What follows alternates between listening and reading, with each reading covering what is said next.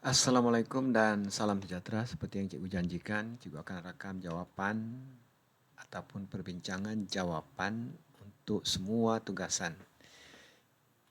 Kita sudah sampai tugasan 3, jadi cikgu akan mula buat video memula tugasan 1 untuk bio dan juga sains teras. Soalan 1. Raja menunjukkan 3 jenis pengangkutan bahan daripada persekitaran ke dalam sel. Jadi, bila dapat soalan begini, langkah yang pertama ialah kita tengok stimulus ataupun gambar raja. Jadi, apa yang ditengok ialah pergerakan bahan.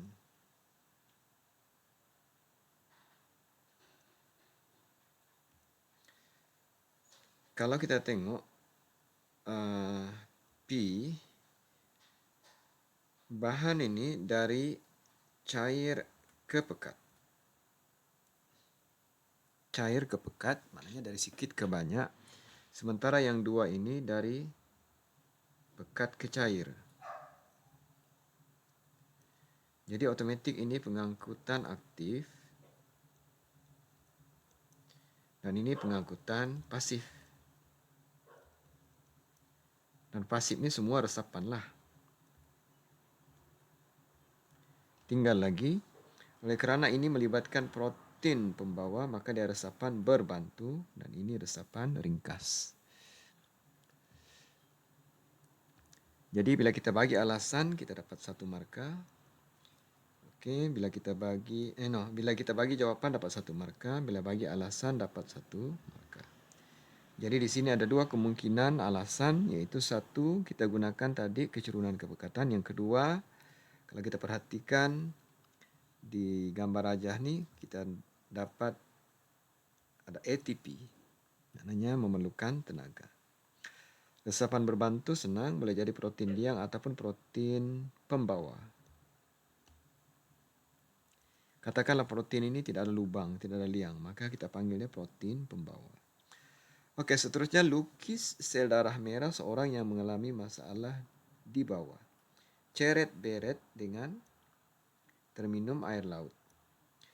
Jadi bila kita ceret beret, maka kurang air. Bila kurang air, maka sel darah merah akan kecut sebab darah kita menjadi pekat. Jadi lukis begini saja. Ingatlah jangan bocor. Ini kita panggil krinasi. Keadaannya ini kita panggil krinasi. Terminum air laut. Jadi kalau terminum air laut sama juga, yaitu darah akan menjadi pekat. Kenapa?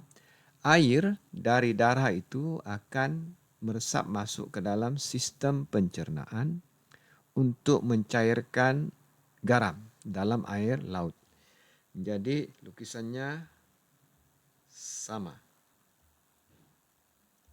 Dua-dua krinasi, dua-dua sel darah merah kecut. Okey, soalan 3. Rajah menunjukkan 2 larutan sukrosa yang berbeza kepekatan yang dipisahkan oleh membran separa telap. Jadi ada air, ada sukrosa. Okey, kalau kita perhatikan Q ni banyak dia punya sukrosa. 1, 2, 3, 4, 5, 6, 7. Jadi otomatik ini hypertonik. Bila hypertonik, maka air akan masuk. Bila air masuk, otomatik paras air ni akan bertambah, meningkat. Jadi terjawab sudah jawapan. Q, hypertonik, meningkat. Okey, sekarang ni penjelasan. Larutan Q hypertonik berbanding P, bila jawab begitu dapat 1 markah. Akibatnya air meresap secara osmosis, 1 markah. Okey, 1 markah. Jadi markah penuh, 3. Okey, soalan 4. Rajah menunjukkan keadaan sel selepas direndam dalam larutan 30% selama 30 minit. Jadi sama juga.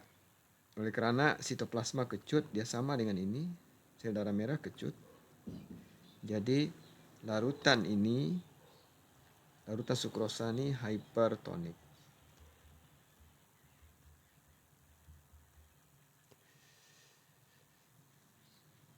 Larutan sukrosa adalah hypertonik, 1 markah berbanding sel tumbuhan, akibatnya kadar air meresap keluar lebih tinggi berbanding air meresap masuk, 1 markah.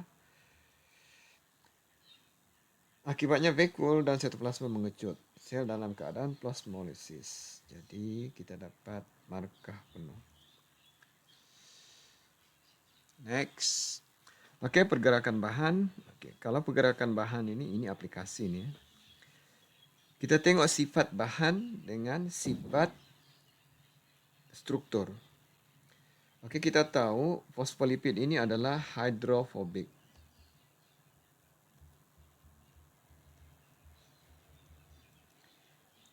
Protein adalah hidrofilik. Suka air. Jadi mana-mana bahan suka air, hidrofilik akan ikut protein. Contoh glukosa. Glukosa dia mesti ikut sini.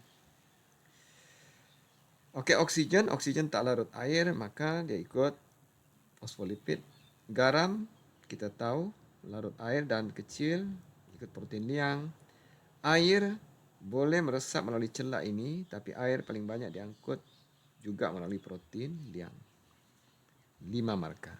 Tapi kalau dalam SPM biasanya tidaklah 5, mungkin dia suruh buat 1 atau 2 saja. Oke, next. Rajah 5 menunjukkan 3 peringkat tidak balas yang dimangkin oleh enzim maltase. Jadi awal-awal dia sudah bagi tahu enzim maltase. Jadi bila enzim maltase, maka ini enzim nih. Yang bulat nih enzim. Jadi oleh kerana maltase, maka substratnya maltosa. Jadi maltosa seperti yang kita tahu adalah glukosa campur glukosa. Kalau sukrosa, glukosa campur fruktosa. Kalau laktosa, glukosa campur galaktosa. Oke, labelkan sudah. Nyatakan 2 ciri B. Ciri B ini enzim. Jadi ciri umum enzim seperti yang kamu belajar.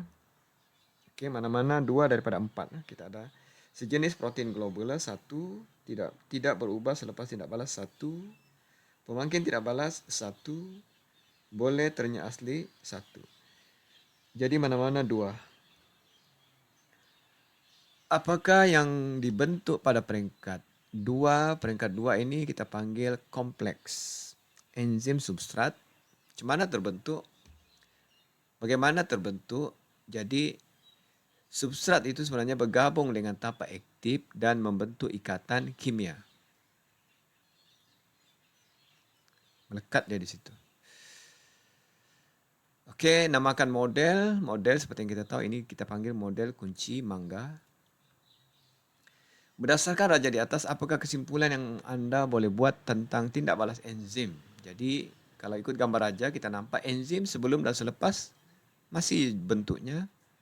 Dan satu lagi, maltase akan menghidrolisis maltosa. Jadi, ada 2 kesimpulan yang kita boleh buat. Yang pertama, enzim tidak berubah selepas tindak balas dan atau enzim adalah spesifik, yaitu melibatkan satu substrat sahaja ataupun menghidrolisis satu substrat. Suhu tindak balas maltase dinaikkan sehingga 60 darjah Celcius. Jadi kita tahu kalau suhu tinggi maka enzim ternyah. Jadi ini jawabannya, suhu 60 derajat Celcius adalah terlalu tinggi, maka enzim ternyah asli yaitu bentuk enzim dan tapak aktif berubah. Ini ya, bentuk enzim dan tapak aktif berubah. Jadi enzim nih bila ternyah asli, dia akan berubah nih. Jadi bila bentuk enzim berubah, maka otomatik tapak aktif berubah. Bila tapak aktif berubah, maka substrat tidak lagi sepadan dengan enzim. Akhirnya tiada tindak balas. Itu saja.